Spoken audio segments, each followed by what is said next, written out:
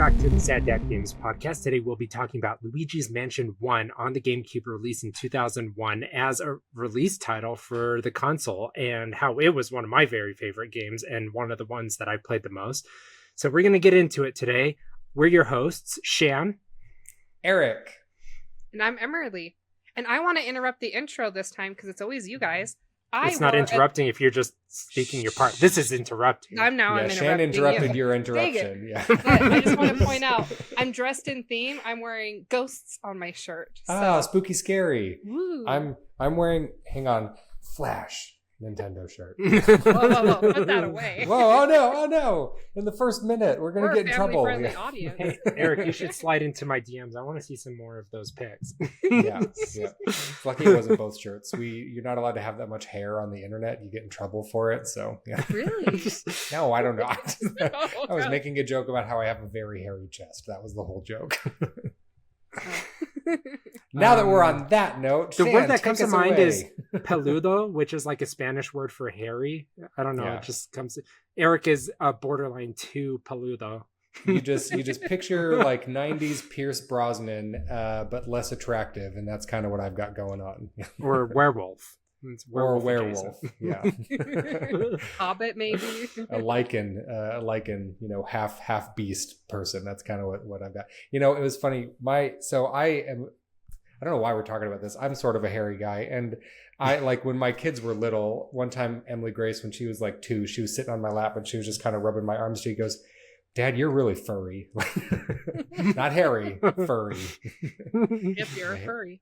Yeah. Oh, okay. So as far as malapropisms go, my daughter, the last 2 days, there's been a fly in the house, and she's been saying, "Daddy, we need to go dye the fly." You need to go dye it. She just learned the word kill today, but she didn't know it up until that moment, and I just let it slide. Usually I'm correcting her to get her grammar just absolutely stunning for her age, but dye the fly, that needed to exist as long as it could. Dye the Fly, new band name, I call it. Yeah. Die. Yeah, right now the one I'm working on with my kids is every single time they switch the words much and many. Every single time.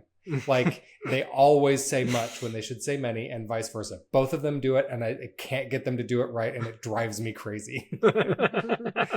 It's like, where does that even come from? I have like, no idea. Never said it incorrectly. Yeah. One funny moment was like, my daughter's insanely good at 3.5 years old with adverbs. She knows how to put "ly" at the end of a lot of words. But I taught her quickly, and she extrapolated from there and started saying, "Don't do it too fastly." I love that. It's adorable. Yeah. She's corrected on that. But like, I'm very impressed with her grammar for her age. I honestly think it's stunning. Anyway, Luigi's Mansion. Enough about my hairy chest and our children. Let's move on to Luigi's Mansion. Our children are amazing. I love your never children. Enough about talking. I love about my our children. We have amazing children.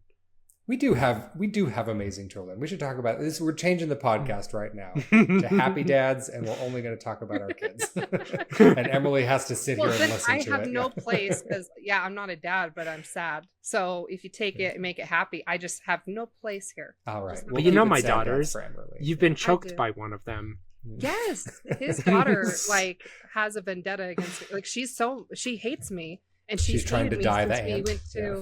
We went to Japan, 2 summers ago? Spring, summer. And 2.5 years ago.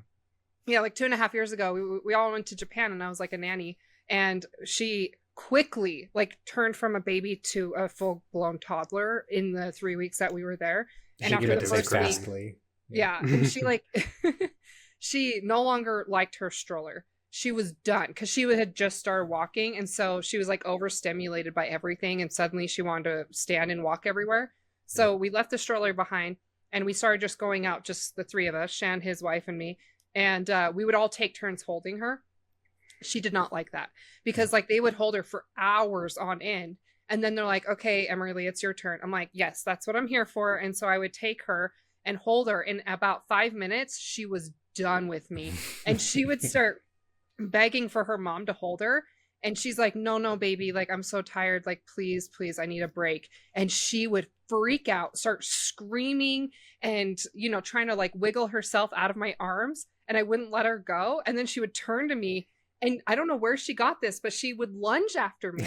And like, literally started putting her hands on my neck, started massaging it. And like, she'd dig her fingers into my, like, trying to dig it into my mouth. Trying to find the soft spot. Yeah. Apparently. I have for the eyeball. She doesn't know that yet. That's I have a light bulb right memory her of face. Yeah.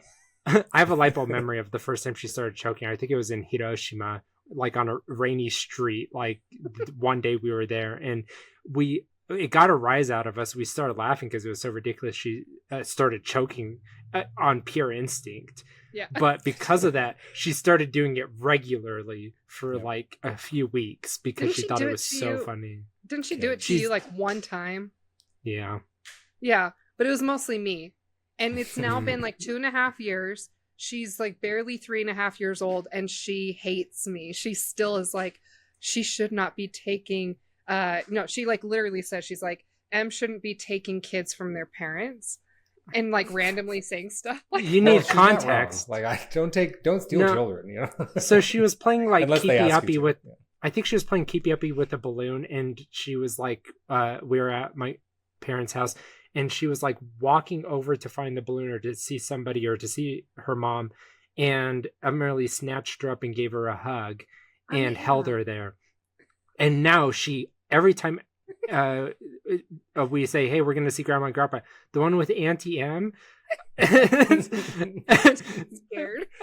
She needs to know. And then she always mentions like, people, I do like her. I just don't think that people should be taking kids from their parents. She's only 3.5 saying this. And so I've stopped afraid of hugging getting kidnapped by her aunt. Yeah. Yes. I've stopped hugging her as much, and when I do, I quickly let her go. I already always ask for permission, but I've had to kind of step back, and she actually prayed about me the other day. So, you know what? Like, sweet. We're getting somewhere. Maybe in 2-3 years we can be like acquaintances. But yeah. If it makes you feel better, when my youngest was little, she wanted nothing to do with my younger brother, Jake. Just scream and cry. Couldn't, like, if he was in the room, she'd look at him and start crying. And now they're best buds. So she'll come around. We'll get there. Okay. Yeah. I do sneak her downstairs into my kitchen, and I'm like, oh, we're going to get you the good chocolate. And we're talking like expensive Calibo milk chocolate. It's very expensive. And I every now and then sneak her downstairs, and we'll get her a little cup, and then she takes it upstairs. And I've told her like, oh, you have to share this with Grandma, and she's like, okay. And apparently she once went upstairs. I stayed behind, and she told my mom that she could have one, but then she wouldn't share anymore. So she didn't share. So anyways, like we're warming up to each other, but no, I don't have kids, so I'd have to bounce if you guys are happy and dads. Well, we'll keep it the sad dads. That's not why people are here. Yeah. Oh. They're definitely here for the anecdotes. They're here for the games. Let's get to Luigi's Mansion 3. Directed by Hideki Kono, with supervision by Shigeru Miyamoto and Takashi Tezuka. So Hideki Kono, this guy has quite the pedigree. He's got quite the pedigree. Same thing. Wow. He knows I thought what he's you were doing. just repeating Shan on purpose. No, to reiterate it. Yeah. Okay. Yeah. So he's directed Super Mario Kart 1992, Super Nintendo, Super Mario World 2, Yoshi's Island, Yoshi's Story 97, and Luigi's Mansion 2001. He's produced Yoshi's Story, or not Yoshi's Story, sorry. Yoshi's Island is better than Super Mario World. I like That's that. What I've heard. I need Hot to take. get my hands on it. Yeah, I mean, they're both awesome, but like, it's a very creative one. I love Yoshi's Island. Yeah. Very expressive, creative, stylistic. It's got all of it, Yeah. But maybe we'll do an episode about that one day when we need another in-betweener episode. Yoshi's Island is a good one. That'd be a fun one. So Hideki Kono, after Luigi's Mansion, he moved on to a producer role. So he's one of the higher ups at Nintendo. He's produced Mario Kart DS, Mario Kart Wii, Mario Kart 7, Nintendogs and Cats. So, some losers in there. Animal Crossing Wild World. Those were very popular games. Say what you like about Nintendogs. Yeah, they were like...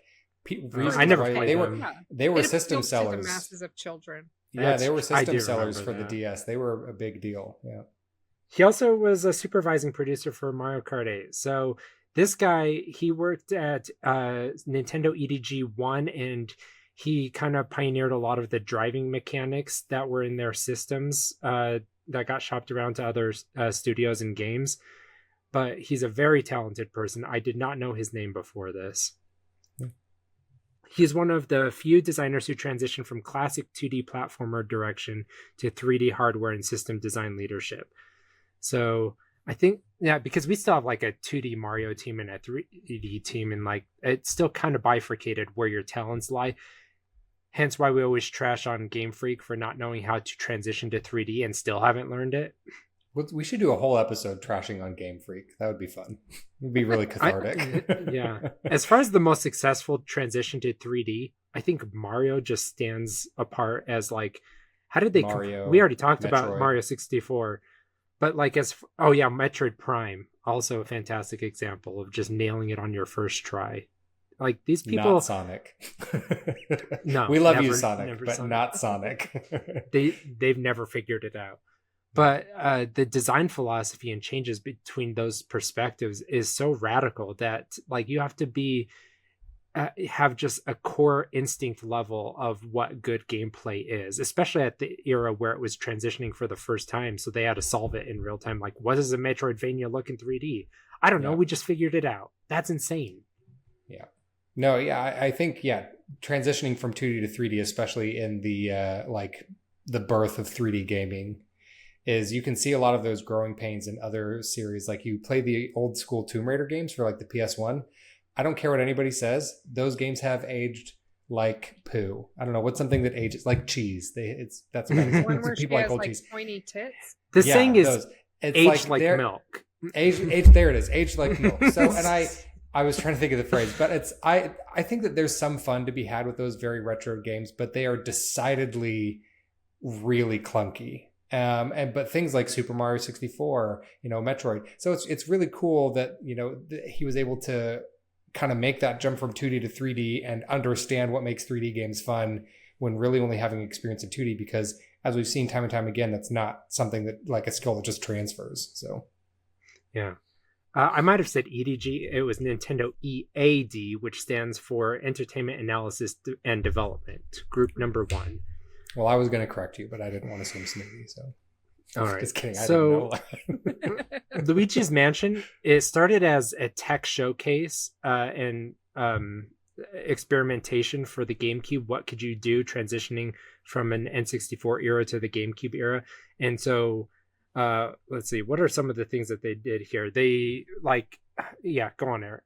So they showed it off at Space World 2000 as a FMV, like a full motion video tech demo, similar in the same time frame where they showed like that. It's pretty famous, the pre-rendered video of Link fighting Ganondorf in Ocarina of Time's art style, and then announced later that Wind Waker would be coming out. Zelda fans often cited that as like this realistic video of Ocarina of Time, and then Wind Waker coming out being very cartoony, as them being like, well, what the heck? And is a direct reason why they made Twilight Princess. So this was the same show, Space World 2000, where they showed these FMV videos for Luigi, where Luigi's Mansion, it's a concept that they developed a little bit further and originally, down the road became Luigi's Mansion. But initially it was just conceptualized as like, this is what the GameCube is capable of. Here are some really impressive visuals, especially like using the highlight, like the I forget the spectral highlights and the see-through nature of the ghosts. Specular? Specular highlights and see-through nature of the ghosts was something that up until that point, when you're using 3D polygons, if you're having something that's see-through, when you're looking through it and you're using like a 3D polygon, you can see the front side and the back side. So one of the cool new technologies for the GameCube is they could render this 3D shape, but have it so that it looked like a ghostly figure, so that you're just seeing the face of the 3D rendering, but still able to see through it as a transparent layer. I don't know the correct technical terminology for that, but that was a cool technology that came around in like the GameCube era. And Luigi's Mansion was the reason these FMVs were made, is to kind of push that idea and be like, look at what we can do with these ghosts and these, see-through objects and these transparent things. And it was technologically really cool at the time, really impressive to see, especially from Nintendo, a company that hadn't traditionally focused on horsepower and, pushing graphics and things like that. Yeah, so it was also a GameCube lighting and room rendering demo. So they were experimenting with real-time lighting, which had not been done in Nintendo before. It was always vector-based. So you have a polygon, a wall, and like you would see triangles specifically be lit up when light was on them. So it was always on or off. But GameCube, specifically Luigi's Mansion, pioneered this per pixel lighting. So it's like a global dynamic real-time lighting solution where every single pixel is individually shaded according to if a lighting is on it or not, which allowed you to use the flashlight. Bonkers technology for 2001. Like, super cool stuff. Yeah. So it showed dynamic shadows, colored lighting, and physics-based suction. Shigeru Miyamoto saw the potential in the prototype and wanted to turn it into a real game. It was also supposed to be a showcase of like analog control because that was a big push for this system, and it accomplished that fantastically. It had Dolby Pro Logic 2 surround sound audio, so pushing audio in other technical impressive ways. And Miyamoto, he didn't want to repeat Super Mario 64 immediately. He wanted a similar mood-driven launch experience. He is even quoted as having said, "I want a family version of Biohazard." Which is the Japanese name for the Resident Evil series. Yeah.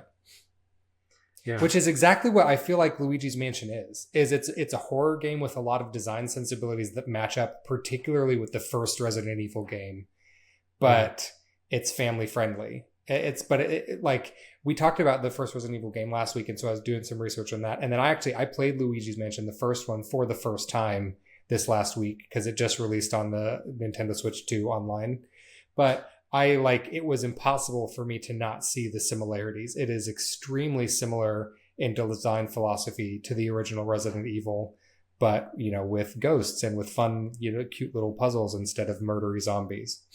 Yeah. Was there like a ghost dog that bursts its way through the doors as you're walking through the mansion? No. Breaks through the windows. In the future there is. Polterpup is in Luigi's Mansion 2 and 3, but he's nice, so. Oh, okay. Yeah.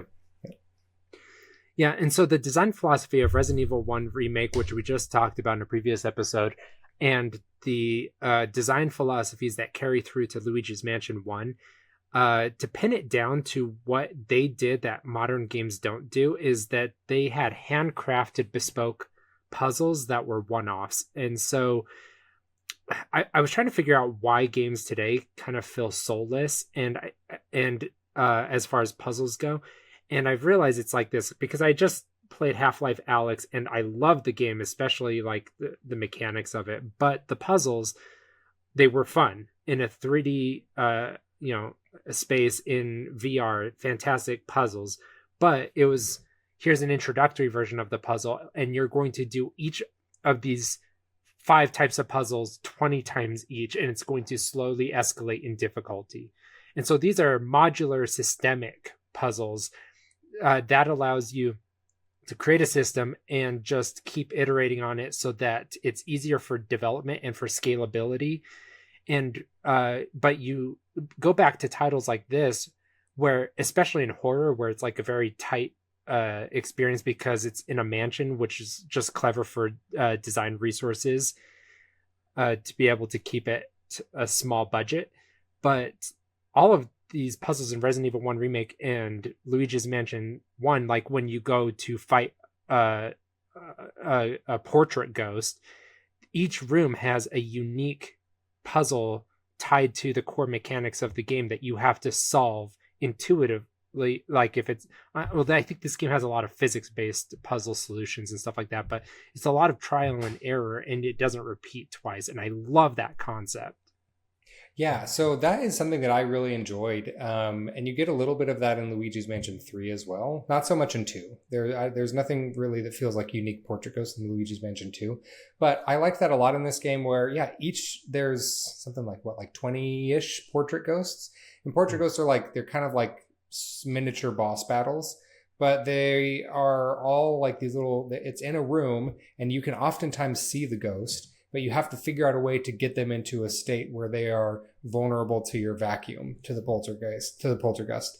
And so it's like they all have these individual puzzles and individual ways, and once you get that ghost, then you've got them that way, but that way won't work on any other ghost or any other portrait ghost in the mansion. And so I like the way you articulated that, Shan, where it's a fun concept, and because of that, the game isn't very long, but I feel like it's about as long as it needs to be. And I think that it makes everything feel unique and special and distinct rather than, puzzles that are the same but escalate in difficulty, which I also think is fun. I've played lots of games like that, but there is something unique and special about this kind of gameplay design. Yeah, sure. Like if you play it once, like the replayability of the puzzles specifically isn't what's there, because once you know the solution to a puzzle, it's going to take you years to forget the solution. Except like in Resident Evil, there is another dynamic to the puzzle strategy, because it can be like not spatial but temporal, where you have to remember your resources from something early in the game and strategize your your inventory system for when you carry that item and when you use it. And so there is a dynamic element to the puzzle solving that you can still forget between gameplay. So it actually even makes speedrunning interesting, right? Because it's like if they ever have to adapt to a puzzle in real time, it's like Resident Evil is a special case where it's like they have to, oh, this one RNG element happened, so I'm going to dynamically shift to a different strategy where I take this puzzle element to a different room at a different time. And so I love how the temporal aspect plays into the puzzle aspect, where you don't get that in this specifically, but the game still makes itself replayable, which I think is vital for a short game. And it does that through challenges. So this is one of the first times that I've ever played a game where I felt compelled to endlessly replay it after finishing. And it's because of the feedback loop of getting a score to your name based on the amount of treasures that you found in a playthrough. I love this concept. Super fun. Well, and at the end, when you finish it, it shows you like a picture, the spooky mansion disappears, and then they rebuild a nice, beautiful mansion. And depending on how much gold you get, there's F through S tier that you can unlock of these. Like it shows a little portrait of these different mansions that Luigi gets at the end of the game. And if you do like an amazing job, it's this big, beautiful, huge, amazing mansion. So that's fun. It's barely a reward, but it's like 2 seconds of a picture and a musical sting, and that's kind of it. But I'm not gonna lie, that would work on me 100%. Yeah. I'm already planning my second playthrough. But for a short game, it's fun. And really what made it addictive is just, I didn't find all the puzzles in this treasure hunt game. That's what's addictive. It's like, I thought I was super thorough. I've got to try again. And being able to remember where all of these items are in every gameplay or every playthrough that you do is actually pretty darn difficult. I'll never get an A score. And anyway, what were you saying here? Gonna say? No, I was just gonna agree. It's like I got to the end of the game, like all of the I had done pretty much everything. I was only missing 2 of the booze. And then there was this like one room that was just empty, like on my map. It was empty. There were no doorways leading into it. And I was like, what even, how? And so I did have to look that up. And then finding out the way to get in there, it was like you had to take the Game Boy Horror and point the camera and like take a little picture or whatever of a mouse hole, and then the mouse hole would suck you into that room. And I was like, oh my gosh, like who figured that out? I don't remember. So, I've done it. I don't remember if it was through Cheat CC or GameFAQs. Yeah, so I had to look that one up, but I thought it was such a fun, because there's all like treasure around every corner. You can vacuum up all sorts of stuff. There's things hiding behind this and that and whatever. And so and I might be wrong about this, but I think it also takes into account how much time it takes you to beat the game, or maybe that's not this one. Mentioned 2 and 3. Yeah, so I think if it had been time based, I wouldn't have enjoyed it as much. That's not a compelling feedback loop to me to speedrun. It's same. The scores is better for me, and that does make Resident Evil challenging because only Resident Evil 4, the original and remake, are the only ones that I've tried to beat for the score of the letter grade score. But that's not the replayability that I find in Resident Evil. It's actually from the feedback loop of the power fantasy of getting all of the infinite guns that you can and getting faster through every gameplay because of that. That's what Luigi's Mansion is missing. It's missing a new game plus with an infinite rocket launcher. The only thing that could make this game better. Yeah. Another thing that we left out about the technical demo, what it accomplished, is that Konno also worked on creating this dollhouse perspective camera. So this is a concept that is more formal to like architecture and stuff, where they, instead of a perspective camera, they'll use an orthographic camera where it corrects for perspective, and it ensures that lines are vertical and parallel, and so there's no perceptible fall off. It doesn't, like, if you were to take these lines to a distant point, there would be no fall off where it would all converge. That would be so the perspective camera is what allows for the fall off. And so so Luigi's Mansion 1 through 3 all have this perspective dollhouse camera, and the dollhouse being the camera that is allowed to kind of cut through the walls of the mansion and show it as if you're in a little diorama or a dollhouse. Yeah. No, I love that every room feels like its own individual diorama. When you enter like a doorway, the camera kind of fixes to a spot, and it can scroll with you if it's a larger room that needs to scroll back and forth. But the camera doesn't zoom in and out a lot really, and it just but it'll make the wall, like the fourth wall, if you're in like a movie or a play or whatever, the fourth wall disappears and the camera kind of sees through that. But it has this fixed dollhouse diorama kind of effect, which I think is really effective for making you feel like you're in a room in a mansion. So I enjoyed that.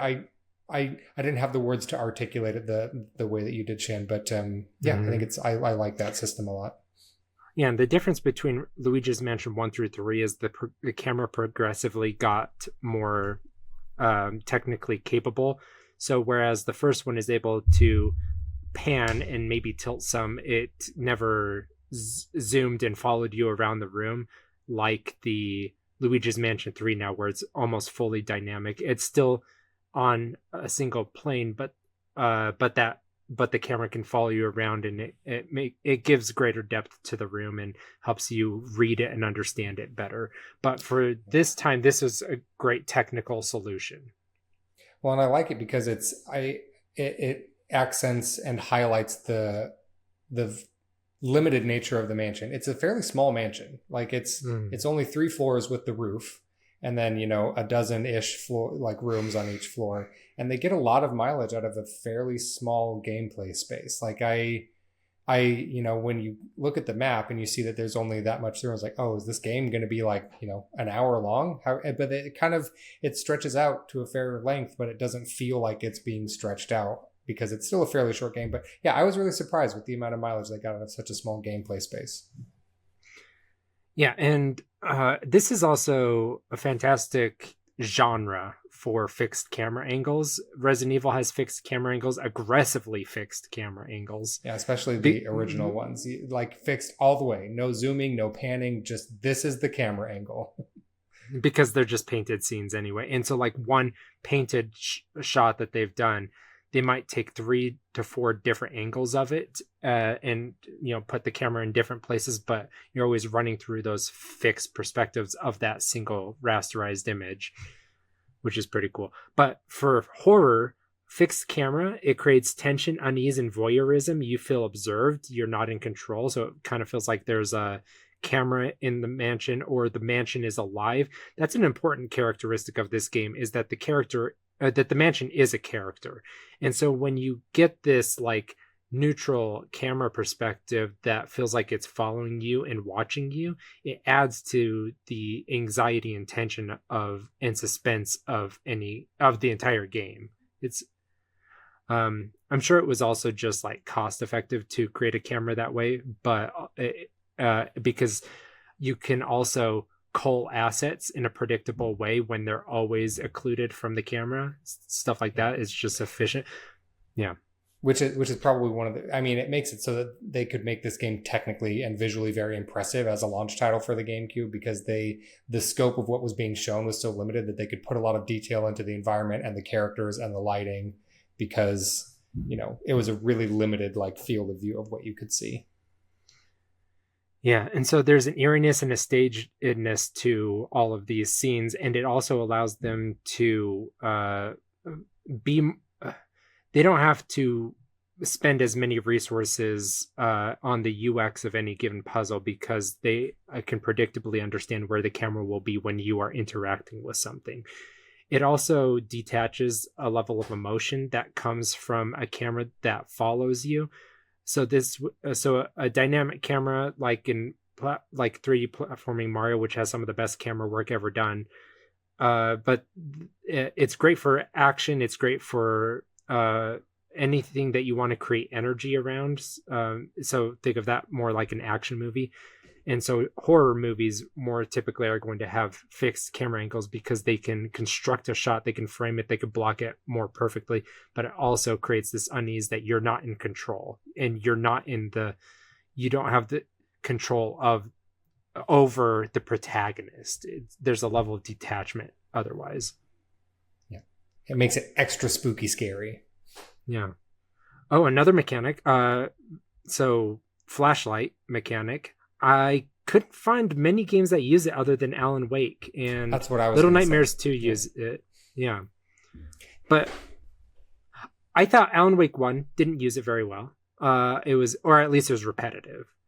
But it was interesting. I think that, yeah, Alan Wake 1 had like one or two ideas with the flashlight, and then they just used it over and over again. And I've only played about 3 or 4 hours of Alan Wake 2, and then I got busy. But I already liked the usage of the flashlight in that one better. But it's not a super commonly used gameplay mechanic. Can you give examples of what you mean by gameplay mechanic with the flashlight? Because a lot of games have a flashlight, but I'm not super familiar with. But that's just for like controlling your cone of observability in a scene. Right. Whereas the flashlight here, it's used interactively to stun enemies before you can suck them up with the poltergeist. Yeah. Okay. So like a lot of ghosts, like when they're about to become vulnerable, they have like a little heart inside of them. And then if you shine your light on them when that heart is visible, then it will stun them. And then that's when you can start sucking them up with the poltergeist vacuum. And so it's this way to kind of like shine a light on the situation, to shine a light on these ghosts. And like, and then in Alan Wake 2, you use it in a pretty much almost exactly the same way. Now that I'm thinking about it, is there are these enemies that are invulnerable, and then you shine your light on them, and then they become vulnerable, and then you can shoot them with bullets. So love that. Yeah. Okay. Yeah. Little Nightmares 2 also has a camera that freezes mannequins, but that's really it as far as what I could find. And what's interesting about Luigi's Mansion is if there are more, tell us in the comments. Tell us about other games that use flashlights in a cool way. Yeah. What's interesting about it, though, is that it creates a level of necessary analog mastery in what is not a platformer, right? Like, you wouldn't think of this game as needing analog mastery or to be able to master the controls themselves. But, like, I remember getting very aggressive with that GameCube controller and like dynamically and strategically adapting every angle that I was, trying to shine the flashlight on them in the first place, but then getting that C-stick into the right position to be able to suck them up and pull and jerk in the opposite direction of these ghosts. It's really fun. Shan's really good at jerking his C-stick. There's a joke in there somewhere. Heyo. I don't quite know what it is, but yeah. All right. It also had fantastic particle effects, fog effects, just things that were very uncommon to almost never seen before up until this game came out. Can you think of any others? I'm just thinking of Resident Evil 4 when you're playing as Ashley, and it's a lantern. But same thing, you freeze your enemies with the lantern. That's pretty good. In the Resident Evil, but that's not in the original. That's in the remake, Resident Evil 4 remake, right? Do they actually? No, they have it in the original. Oh wait, no, the lantern. Yeah, that's in Where the she remake freezes only. things with the lantern. No, I don't think that's in the original. You know, in the original, it's a bunch of canned QuickTime reaction or QuickTime events where you're constantly walking past armor, and it's then going to a fixed shot, and you have to dodge. And then there's a moment where you finish a puzzle, and all of the successful tension and atmosphere building they've done up until this moment comes to a head, and this climactic action set piece where you now have to run past all of these all of this armor to get back up to the top. And so it's like it's giving you spatial understanding on the way down while building atmosphere, but then it all comes to a head all at once. It's like, well, do you remember anything that you just went through? Because you have to now run through it chaotically and frenetically. Do it again. While these people try to chop your head off, and it's like a one-hit kill or something. So I did go to ChatGPT, and it didn't really give me a good answer. And I was like, well, Luigi's Mansion is one. Can you give me more? And then it finally had like better answers. So it does mention Alan Wake and Alan Wake 2. The light weakens taken enemies so you can shoot them. Luigi's Mansion series. There's a game called The Evil Within. Enemies react to light. Stealth and visibility are affected by your flashlight. Outlast. Have you guys played that one? Oh, no. I know of Outlast, though. I'm kind of surprised you haven't, Shan. Seems like it's right up your alley. Yeah. Mm-hmm. He'll get around to it. I'm usually just like specifically playing AAA games. I'm pretty boring that way. It says the camcorder's night vision works like a flashlight mechanic, letting you see in the pitch dark but draining the batteries. Condemned Criminal Origins. I don't know, like hardly any of these. Flashlight helps to find clues and spot enemies in near darkness. Turning it on off changes combat dynamics. And it does say Alan Wake's American Nightmare. Is that a separate game? It's a DLC for the first Alan Wake. Yeah. Okay. And then it had like more as it's a core exploration mechanic, which like obviously flashlights are used. Just means so that you can see things. Yeah. Exactly. Also, the Control Alan Wake DLC, I believe, has some lighting. Oh yeah. Well, that's just more Alan Wake, basically. So, That was just them getting ready to do the sequel. Yeah. Yeah. So those are the only ones. All the other stuff is like, oh well, it's for exploration, and it's like, well, yeah, because I'm in a dark environment. Duh. So those are the only ones ChatGPT could come up with.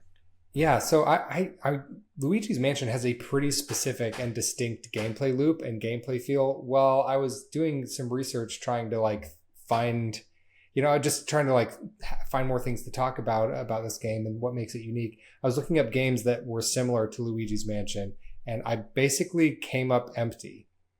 It's like everything that I was finding, I was looking at Reddit posts, I was just doing Google, I was doing like AI and just trying to get something to be like, well, what's a game that's sort of, because there's got to be some weird indie something or like something that someone has made that's similar to Luigi's Mansion. And I couldn't find a lot of stuff, but I kept seeing on a few Reddit threads that were like, oh, I tried Luigi's Mansion, what else should I try? And like universally, everyone was always like, a game from the Pikmin series or Captain Toad Treasure Tracker. So for some reason, there's a huge overlap between people who like Luigi's Mansion and people who like Pikmin and Captain Toad Treasure Tracker, which totally makes sense because I really like Luigi's Mansion and I also really like Pikmin. So maybe there's something there. I don't know what it is, but maybe there's something there. But yeah, not a lot of games like Luigi's Mansion. It's sort of like Death Stranding in that way, where it's like if you want Luigi's Mansion, you kind of just have to play Luigi's Mansion. It's the only thing really like it. If you want to play Death Stranding, you kind of just got to play Death Stranding. It's the only thing quite like it. That's right. Yeah, and that also goes for genre itself. Horror comedy. It is very obviously Ghostbusters, and they didn't even shy away from that. That being said, the juxtaposition of a horror and comedy, and like the cartoonish vibes of it, like, yeah, you get campiness and some B camp in like Resident Evil that can make it fun and charming, but like the funniest Resident Evil ever got was Leon in Resident Evil 4 with his canned jokes, right? Was it Bingo Night, right? Like, sure, that's funny, but as far as like living and breathing being a comedic genre, I couldn't really find any games that blended those. So I'm saying, And I thought that was surprising. Yeah, it's a very unique game. There's, I mean, Luigi's Mansion 1, 2, and 3, there's not really anything quite like them. And I find the like physical comedy mixed with horror very charming, because there are a few moments in Luigi's Mansion that are genuinely like get a decent little jump scare. You know, there's a couple of times where a ghost will pop up and it's like, oh, and it like, I was like, oh, I wasn't expecting that. And nothing that really like, you know, you play a really good horror game and I have a hard time falling asleep at night. Like that kind of, there's nothing like that in Luigi's Mansion, obviously, because it's supposed to be a family friendly game. But there are a couple things in there that are pretty spooky. And like some of the ghosts, like one of the first portrait ghosts that you fight is a baby, like a little cute toddler with a pacifier. But that also implies that a baby died in that house. Like, and so there are some slightly darker themes that kind of get glossed over just a little bit. But yeah, so I think that the mixing of genre, like of horror and comedy, works really well, particularly with Luigi as a protagonist. I think he is endlessly charming in this series and in this game. Yeah. So this was before Luigi was a blank slate character. He didn't have a personality. He was just a sprite swap for Mario in a very convenient way. And this game, they fundamentally rewrote Luigi into a leading role with a personality and character flaws.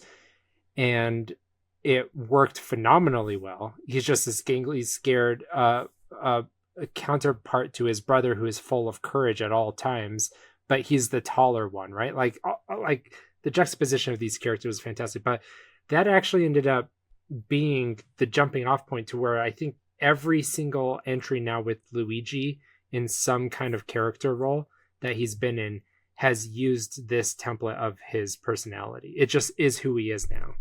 Yeah, he has this little bit of these kind of scaredy cat vibes, and it's pervade throughout a bunch of other Mario titles. And anxious. Yeah, and anxious, yeah. But, well, one of the things that I really like about Luigi's Mansion, and particularly how they characterize Luigi's character here, I think that Luigi is a much more interesting character than Mario. Mario games are awesome, very fun. I love Mario games. But Mario's always just kind of been a blank slate as to not like alienate anyone who might potentially imprint upon Mario as a main character and want to play his games. So he just kind of like, it's a me, Mario. I'm happy all the time. Let's jump on stuff. And that's pretty much as far as it goes with Mario. Yeah. But in Luigi's Mansion, you get some character, some like it's not really overtly stated, but there's some fun little nuggets that you get about Luigi. You learn that he is kind of a scaredy cat, but ultimately not afraid to face dangerous situations for people that he cares about.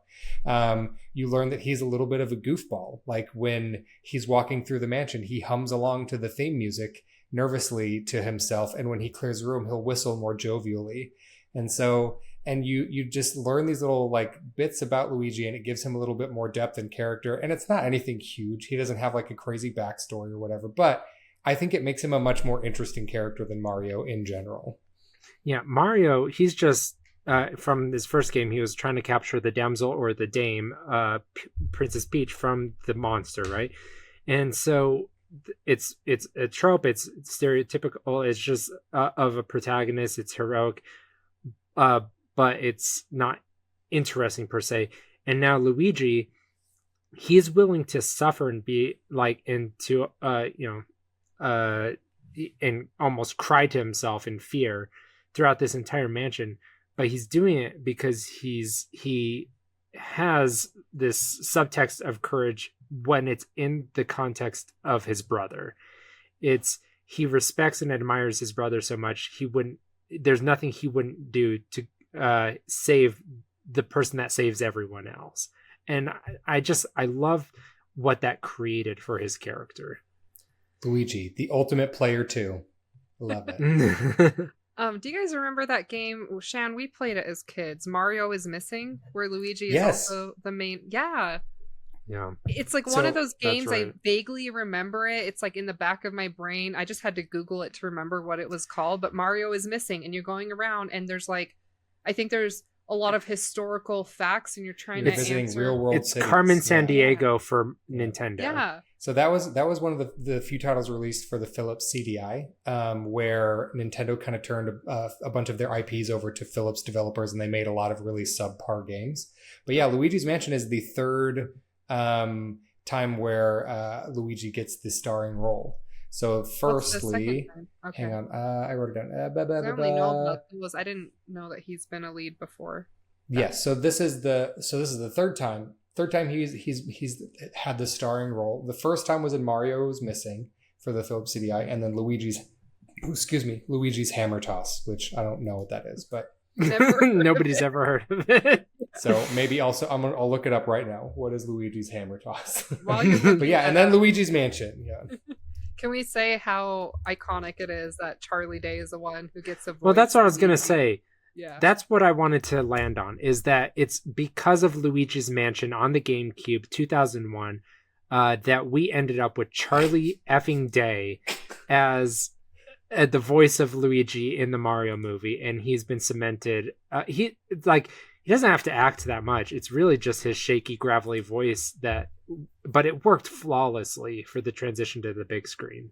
yeah. Plus, he Well, has a really high voice. I have a high voice? Dude, your voice is ridiculously high. I remember when they first announced the voice cast at a Nintendo Direct for like the upcoming Mario movie, and not understanding any of the casting except for Charlie Day as Luigi and Jack Black as Bowser. I was like, those two sound great. Everything else is like, what? I'm gonna need you to explain these to me. Like, Well, Keegan-Michael Key actually did a fantastic job Yeah. as Cloud. I can't hear his voice in there. Yeah, but A none lot of of us the- knew that when we saw that. yeah. No. So it ended up being like, I really like the movie, and I think most of it works. I don't like Fred Armisen as Cranky Kong. I love Fred Armisen. I think Yeah. he's super hilarious. I don't think Didn't he really worked in work. that role at all. And I think that Chris Pratt as Mario was fine. But Charlie Day and Jack Black steal the show in that movie. They are perfectly cast. So Maybe Oh, and someday we'll get a Luigi's Mansion movie. that's all I want. Could you I want a imagine? Luigi's So Mansion that's what movie I'm so thinking. bad. I think they got somebody as talented as Charlie Day because they plan on pivoting. Like, they even established it in the movie, right? Like, he walks through a haunted forest and they're setting up his personality. Like, it showed dry bones and stuff, and he was all getting terrified of it. Like, they are setting, and I think he had a camera even. Like, they're setting him up for a movie if they're ready for it, right? Like, I want maybe a after Luigi's the Mansion second movie Mario so bad. I want. Yeah. But anyways, going back a little bit, I found Super Mario Bros. Luigi's Hammer Toss game, and it looks like it is like an old Game & Watch title. Like where those little tiny handheld games, but it's a watch. What? It was like a little tiny watch game, Luigi's Hammer Toss, and he was the hero, and so I guess that technically counts I don't as know if that him being the protagonist. But Luigi's Mansion was the first for realsies one where they he was a character distinct from Mario and has his own personality. Yeah. So, as far as other things that I find incredibly impressive about this game and that were revolutionary for its time, is that they did everything within their power in every sector of design for this game, from music to visuals to everything. They tried to make everything diegetic. So the HUD, yes, there's I think you have hearts, right? Eric, you'll have to elucidate for me because I didn't play it this week like you did. So you have one big heart that has 100 health points, and then the heart gets smaller as you take damage. Okay. So other than minimal HUD like that, they made the Game Boy Horror or whatever they called it. They made that a diegetic map in the game.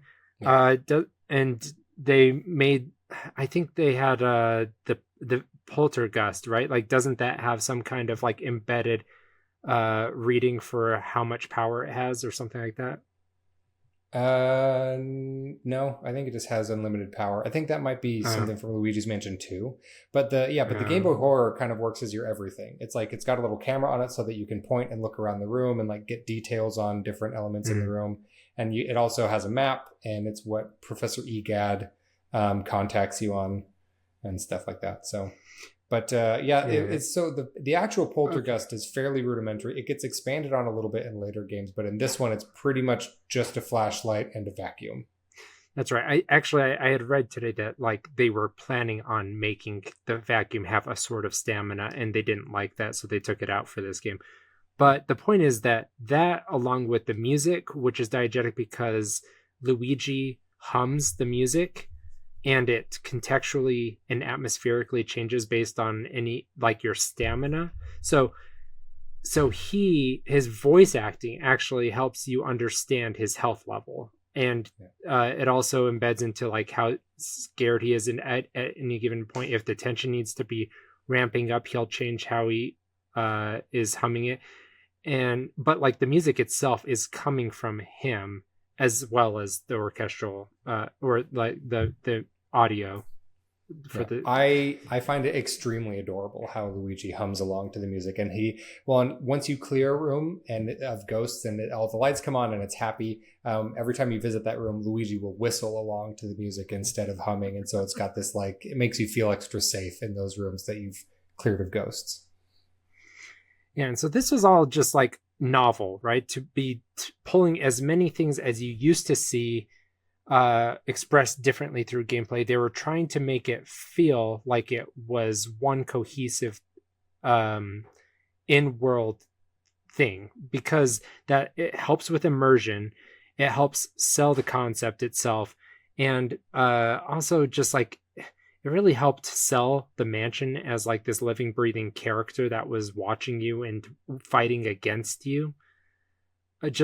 And like we end up seeing this become more and more of a regular thing moving into other games. I think I was conflating the idea of Dead Space, how it had your health embedded on your back. Oh yeah, Dead Space has either no HUD or very limited HUD. It's all like inbuilt to the character model and the weapons and stuff like that. So yeah, this was all like revolutionary UX for its time, and it's surprising how cohesive of a unit that Luigi's Mansion was for a new IP, and to get everything so right, such that even by Luigi's Mansion 3, they've barely changed anything. Yeah, they've added some bells and whistles and like new ways to solve puzzles and tackle ghosts and stuff, but it's like the core of what Luigi's Mansion is pretty much stayed the same since 2001 when it first launched. So, yeah. They kind of got it right on the first try. Sort of like 3D Mario games. They've all been iterations of Mario 64 because they just got it really right on the first try. Yeah, and so chronicling this game, the first one was developed by Nintendo EAD as a tech showcase, but then Dark Moon, they farmed it out to Next Level Games, which is in Vancouver, Canada. Now, it is one of two Western studios that Nintendo outright owns. They bought Next Level Games, I think in 2021. Yeah, March 1st, 2021. So then they obviously did Luigi's Mansion 3. Right after Luigi's Mansion 3. Luigi's Mansion 3 comes out 2019, and Nintendo's like, we got to buy these guys. Yeah. Exactly. It was so successful. I think it had only been released for a few months, and they're like, well, that was successful. Let's just buy them. But they had been working with them since 2005 on some exclusive titles. So they were getting the Super Mario Strikers, the Strikers franchise. Yeah. They did a 2009 Punch-Out title on the Wii.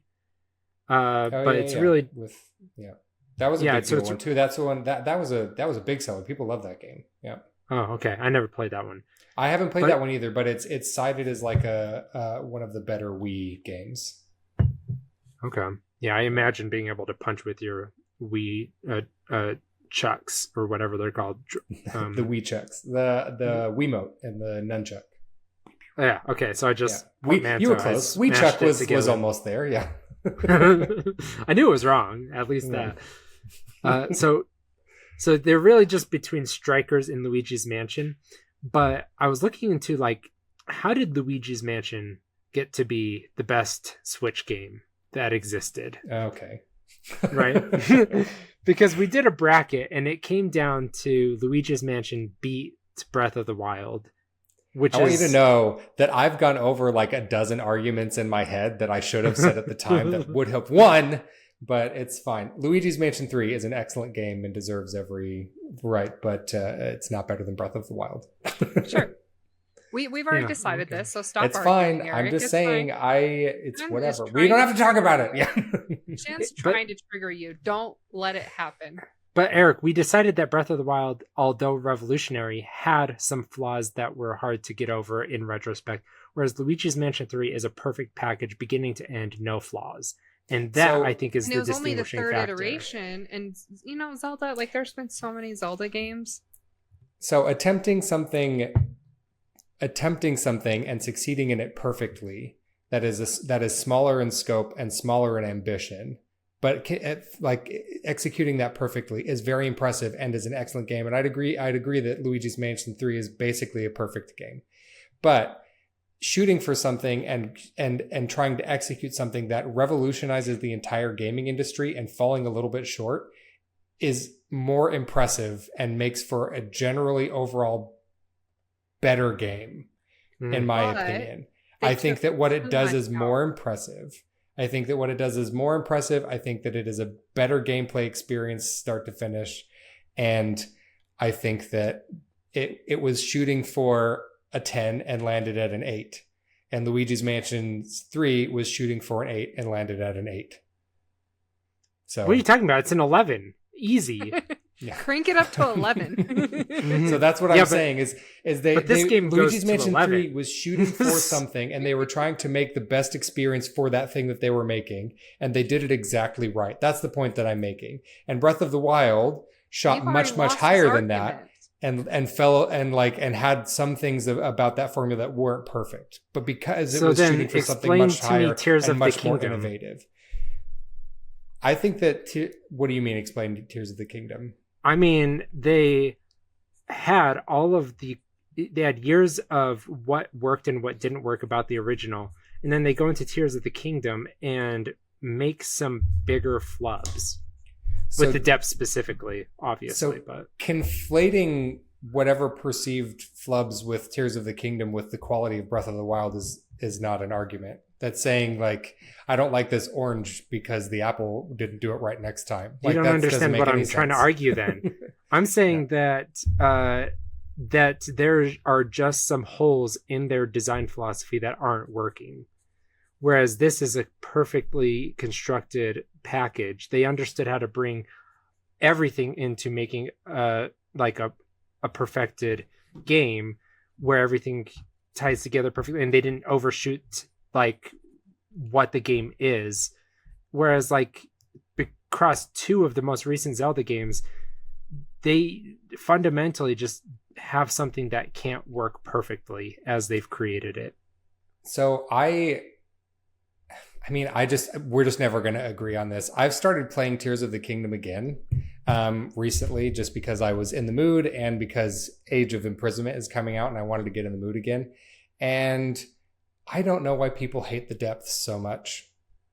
I think they're fun. Do all of it and get back to me. I did all of it. I've done all of it. And I'm doing it again. Yes, I got every single light route. I did so much stuff in the depths and I enjoyed it. I wasted 20 hours down there, and it was really just let me create a machine to go to the next light thing, turn it on, make another machine, go to the next light thing, turn on, make sure I don't get killed in between. It's so uninteresting.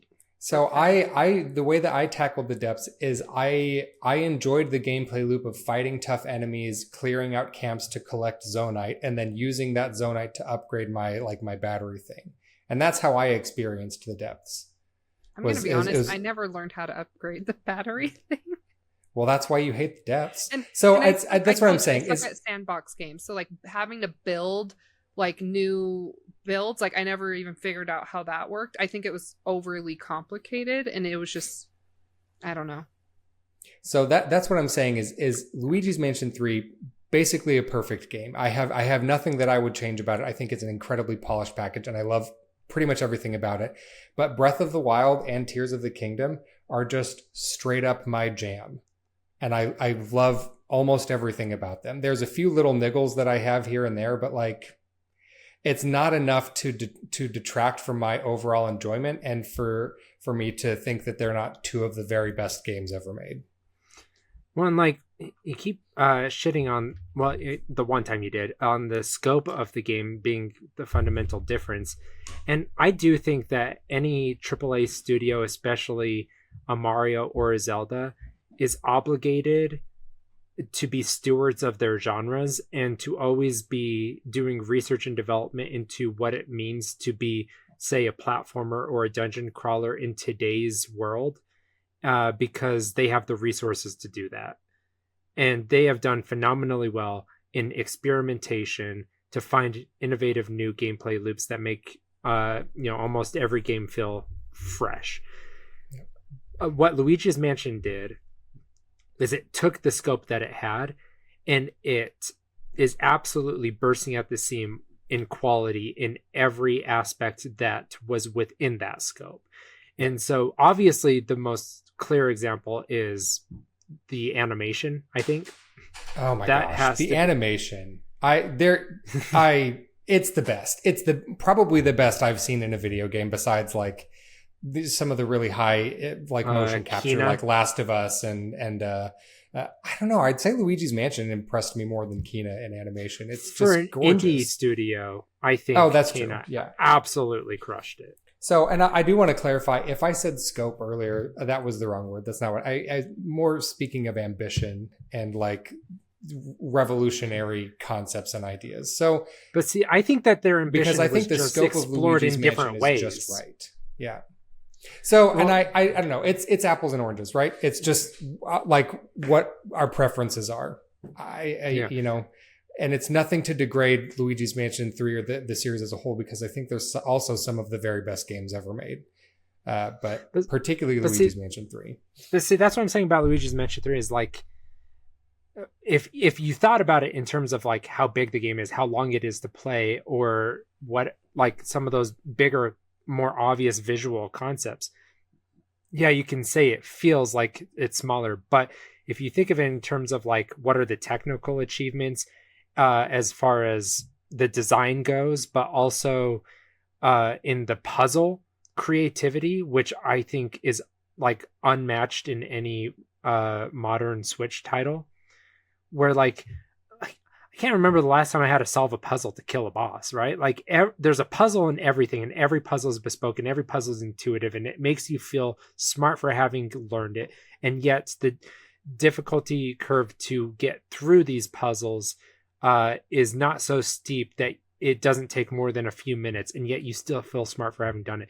Like there's so much creative polish punching above its weight for the size of the game, that it feels like it is almost as ambitious as, say, a Zelda in a completely different way. They pushed and pulled in different ways in the package that they had. I mean, yeah, I think Luigi's Mansion 3 is an incredibly impressive game, and it does pretty much everything exactly right. And I think that using length as an argument for how good a game is silly. Or even size of the map. Yeah, or even size of the map. Yeah, like I often think that like usually when I'm more bothered by a game's length is when it's too long. Like I don't mind a game being too short. I play lots of short games and I'm fine with them being short. But so, like I'm more often bothered by games that take too long, and it's like it should have wrapped up a while ago, and it just keeps going. Mm-hmm. I honestly think like Zelda, like I maybe knock it 1 or 2 points, or maybe one collective point for a couple flaws, and it's really just like, you know what? If they made the map 2/3 the size, they probably could have achieved everything they wanted. But the map is gorgeous. It's one of the best handcrafted worlds I've ever seen in my life. It's just that the scope of the map is so large that it pulled them too thin to make every dungeon interesting, to fill it with interesting enemies and interesting challenges at enough of a density to make it feel like the world was alive, or that you're never bored for more than a minute running between locations. So that's one argument. I mean, that's really like what it redounds to, is if the size of the game had been smaller, they actually could have achieved almost everything that I had a criticism of.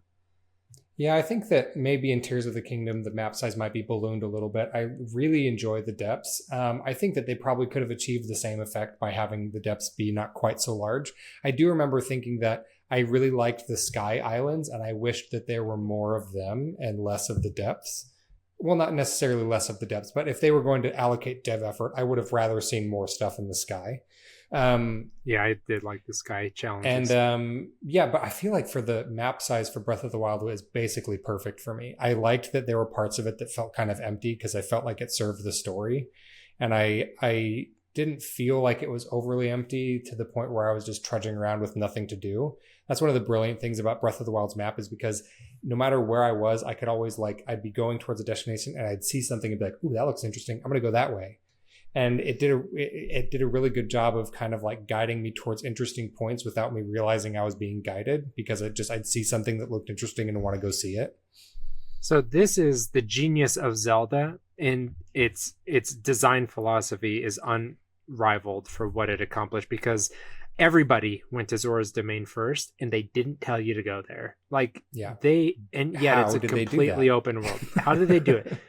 Like, the UX and implementation of this open world is phenomenal. I can't imagine the amount of research and development that went into getting this exactly right.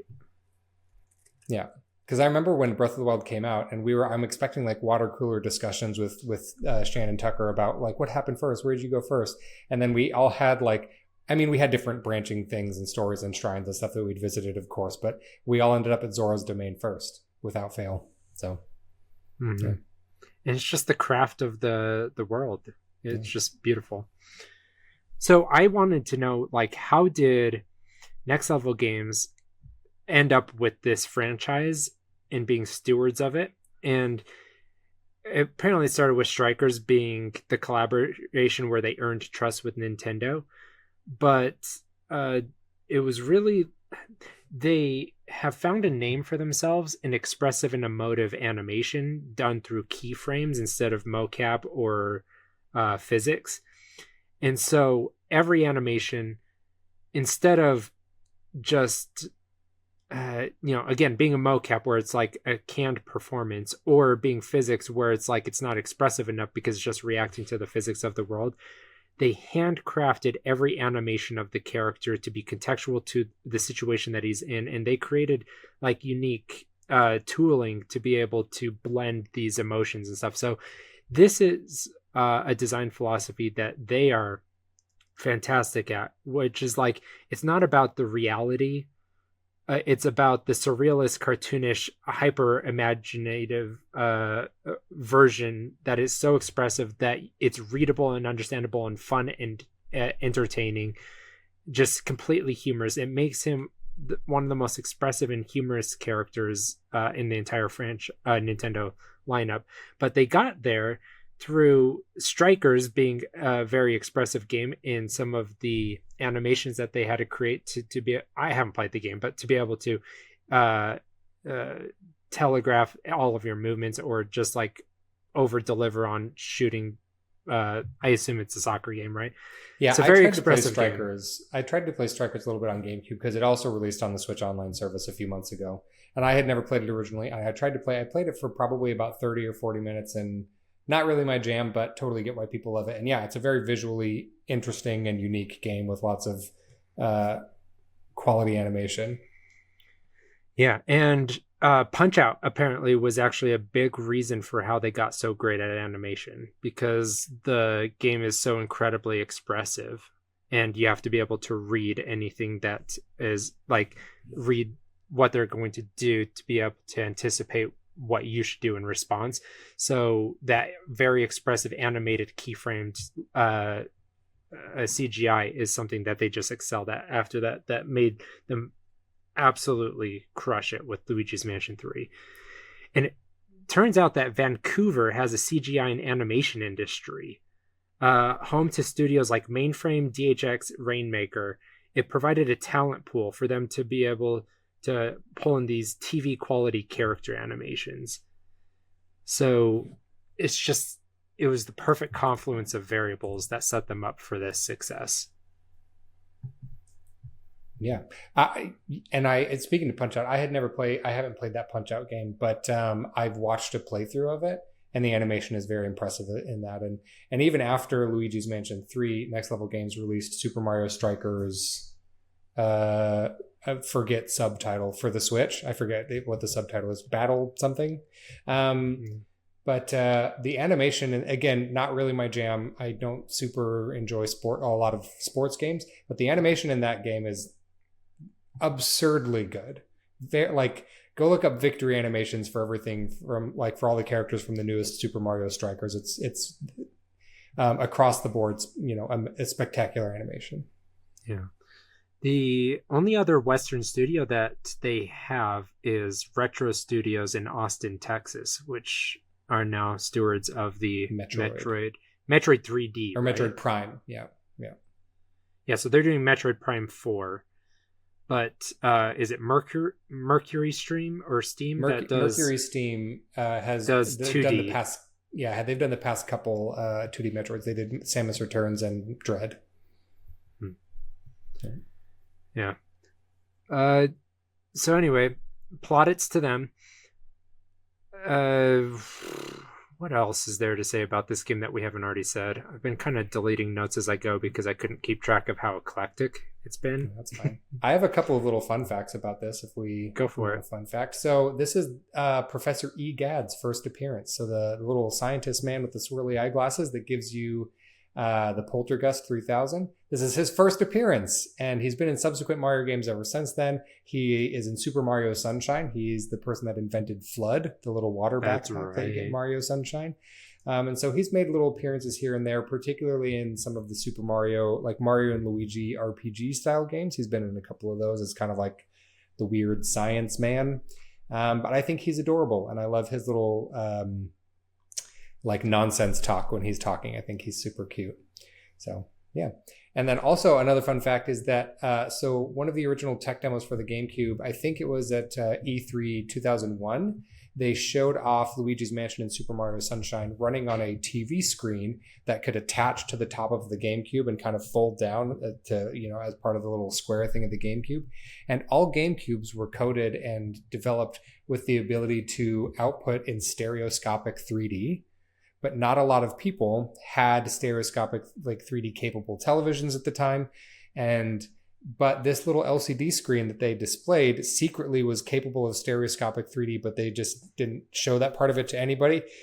But Luigi's Mansion, as a launch title for the GameCube, was designed around the concept of being able to view this game in 3D, which is why one of the reasons why the rooms had these kind of diorama feel it's because they were going to have it be able to be played in 3D. And so I think it was a few years ago, 2017, 2018, they released a remade version of Luigi's Mansion for the 3DS. And so they were able to finally realize this concept of having the original Luigi's Mansion in 3D. But something that was originally concepted out for the GameCube via these little tiny screens that would clip onto the top of the GameCube that never fully came to fruition.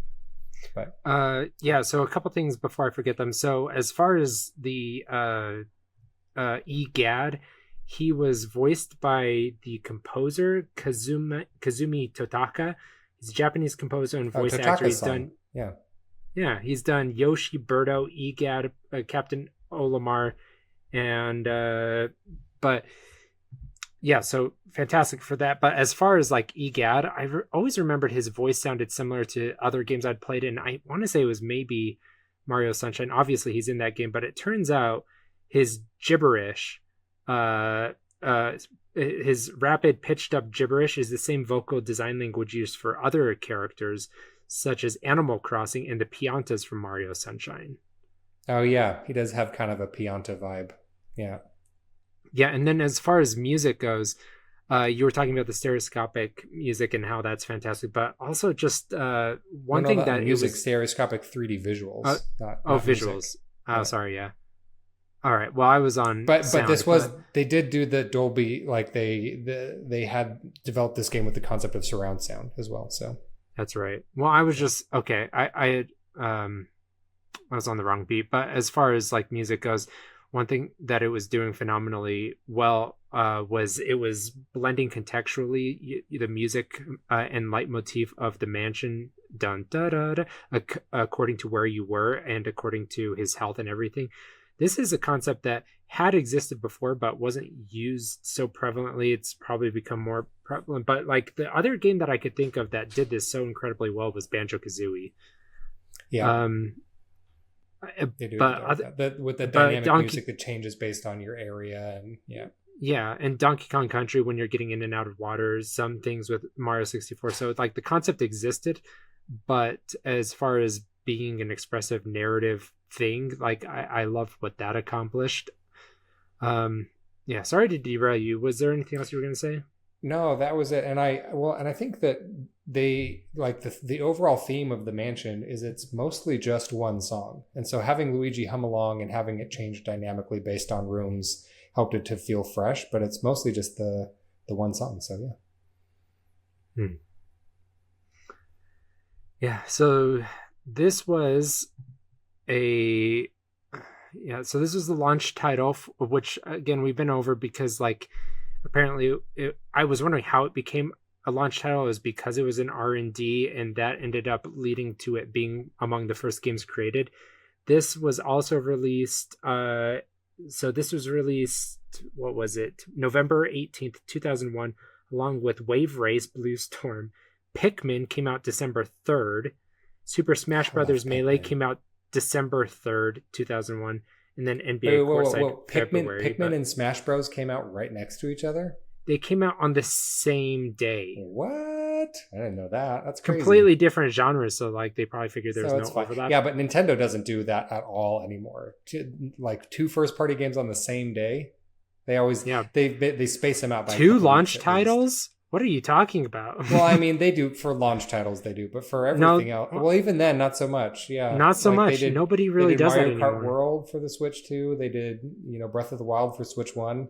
And Nintendo is famous for like having finished games and sitting on them for however long they feel like until there's like a good release window for it.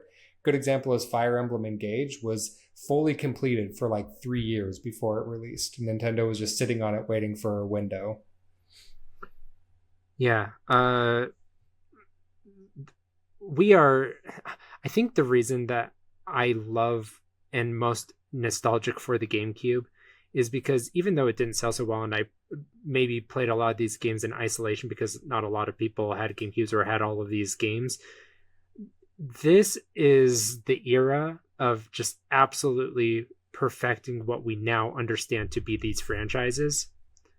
So, and coming out with new IP, which we barely get anymore, but it just like has some of the best titles ever released on any console. And so being able to get Luigi's Mansion and Pikmin and Smash Brothers Melee, but also Resident Evil 4, just like, and Metroid Prime, it just feels like every back to back, basically.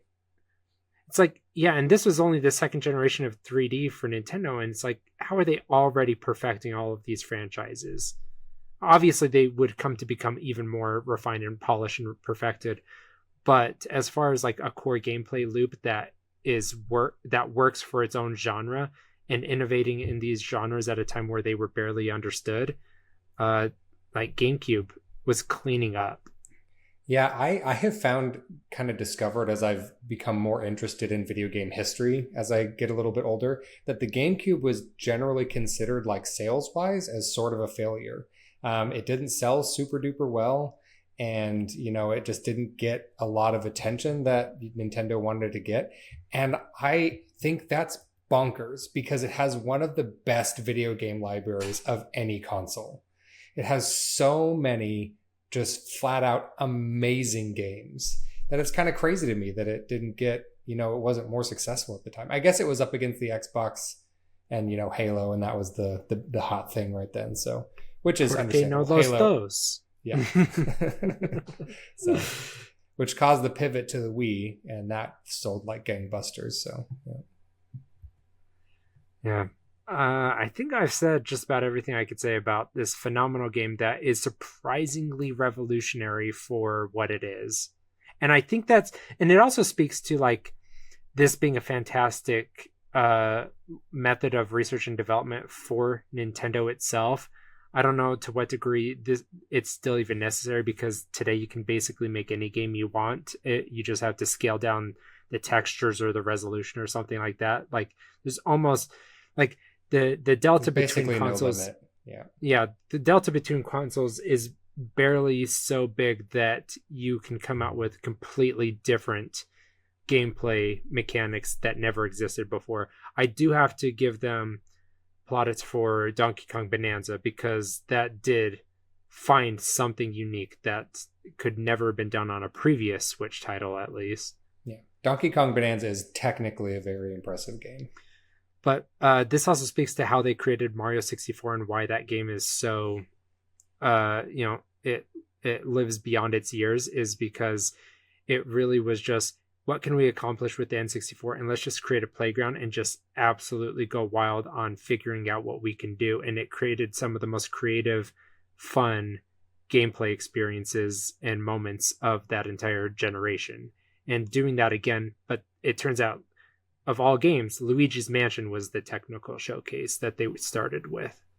That's brilliant. Love it. Yeah. I don't have much else to add to that. I had a super fun time playing through Luigi's Mansion for the first time like a week ago. I had played 2 on my 3DS and I played 3, around the time when it came out. But I had just the first one sort of passed me by. I never got around to it. And it's an awesome game. Super enjoyed playing it. I never got around to it, okay? Dang it, I was going to quote that, actually. That's what came to mind. I actually have not played this Luigi's Mansion. I've played the most recent one, but not very far into it. But I've seen Shan play Luigi's Mansion. You should I'm play just here to be a third one. body. Yeah, the third one is so good. Play it. I will play it. My niece decided to play it, and I have a whole backlog of games I'm trying to work on right now. But also, I'm trying to, I just launched an online business, and I am so overwhelmed with recording tutorials and editing so many videos and just trying to get that off the ground and get clients. Oh, my name's Emerlie. I'm too busy working. I can't play video games all day long. I can't. Right. I mean, I'm still playing games. I'm almost done with Silent Hill F because we're about to podcast on it. But surprise. Yeah, I'm almost done. But anyways, I'll get around to it eventually. Yeah. I have exposure to it, so I'm here really to just be a third body. Yeah. That's usually what Tucker's here for, but Yeah. And because he's lonely.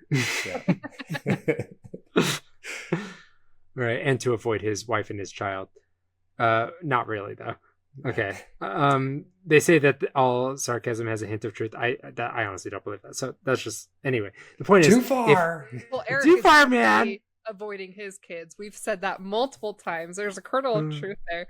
When you said how many hours you've dumped into games. We don't need to talk about it again. I regret putting that on the internet. Yeah. What are you talking about? That's him neglecting life. Which, yes, that's true. Just I haven't worked a day in 10 years. I have a job and I just... I like how in this episode you're like, oh, when a game drags on for too long, I'm like, you're the one that's dumping well, it depends on the game. Hundreds of hours into some of these games. Some games earn my time. That's what I'm saying, is when a game drags on for too long and I'm ready for it to be over. Yeah. Yeah. Some games I want them to keep going, and so they keep going.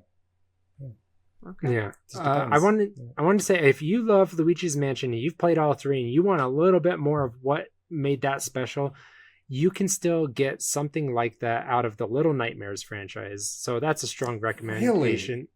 Yeah. I have never played Little Nightmares. There's some similarities with Luigi's? Well, that's a recommend. Yes. I'm gonna go put them on my wish list right now. Okay, so it's the horror genre. It's not as fun. It's more Tim Burton-esque as far as there's some grotesque body. I'm aware. I got the vibes and it's Tim Burton's a good descriptor. Yeah. Yeah. But what it does is this also has a dollhouse-like camera movement. I believe instead of perspective, they use orthographic. So there's probably, I wonder which, I'm guessing orthographic. What's interesting is that orthographic, is not realistic because it corrects for distortion so that all vertical lines are parallel. I wonder if that makes you more uncomfortable than a perspective lens because that's 100%. More realistic. Yeah, but because it's not how we see the world normally. Yeah, they do it for readability of puzzles and it improves UX. It just it changes the immersion and the depth of a scene differently so that it's not as realistic, and maybe that pulls you out. Maybe the cognitive dissonance, little narrative dissonance here is actually working and redounding to its favor. But I remember, we just talked about Resident Evil, where they said that they designed it intentionally with non-Euclidean edges to be able to, or non-Euclidean spaces, to be able to make you feel uncomfortable in these spaces and to not be able to understand and read them and intuitively map it out geospatially in your mind. I honestly think that's probably just an excuse for our map painter was incapable of making portion accurate rooms relative that to seems each more other. likely to me. That seems like probably what was actually going on. Yeah, because these weren't rendered in 3D space, so it's not like they could have a completely one-to-one accurate perspective of all these spaces. But so Little Nightmares, you get the horror, you get the orthographic dollhouse camera, and you get these diorama rooms with puzzles in them that are more handcrafted. So that's a dying art, but it exists in this game, and I have picked up the third one. I haven't played it yet, but I've loved all of them, and they're kind of snacky sized, AA sized games. Well, color me intrigued. I'll have to check them out. Yeah. All right. Well, that's going to do it for today. Please like, comment, subscribe, and you can find Eric's Indie Corners on Mondays. So please watch those because I think they're more popular, but these get more. It's because I'm inherently more likable. So. It's that. It's his hosting. It's the only abilities. reason. It's my He's the Ryan hosting abilities. Seacrest of this. They're flawless. Yeah. Look at those. I never ever mess up the intro. Gorgeous. People have said I have a symmetrical face. I haven't heard the same about you. All right. Well, bye everyone. Bye. Outro. Bleepity doof, bleepity bloopity blow.